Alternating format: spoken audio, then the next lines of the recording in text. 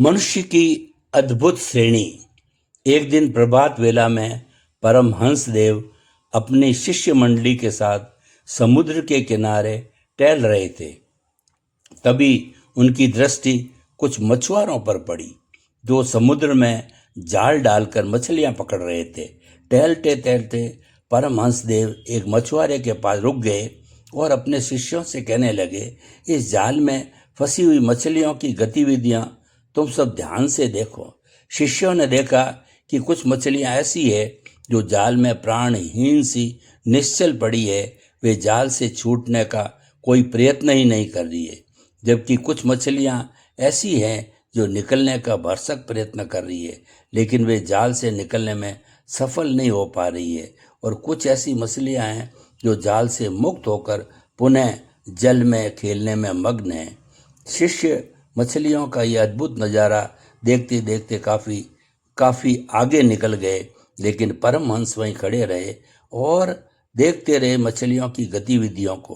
कुछ ही देर बाद जब उन्हें शिष्यों का ध्यान आया तो उन्होंने जोर से आवाज लगाकर उन सबको अपने पास बुला लिया। जब शिष्य आ गए तो उन्होंने कहा, जिस प्रकार तुम्हें यह मछलियां 3 प्रकार की दिखाई दे रही है, वैसे ही अधिकतर मनुष्य भी 3 प्रकार के होते हैं।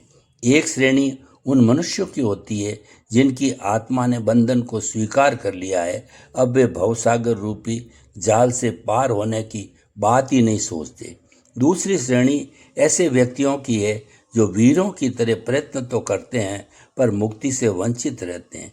तीसरी श्रेणी उन लोगों की है जो प्रयत्न द्वारा एक न एक दिन मुक्ति पा ही लेते हैं। लेकिन इन दोनों में एक श्रेणी और होती है जो स्वयं को बचाए रहती है। तभी एक शिष्य ने प्रश्न किया, गुरुदेव वह श्रेणी कैसी होती है?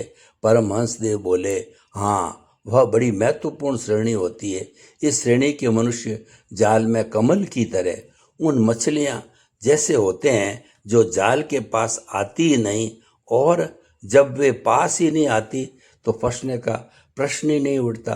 परमहंस देव की बात सुनकर सभी शिष्य गदगद हो गए और खुशी खुशी गुरुजी के साथ आश्रम की ओर लौटे।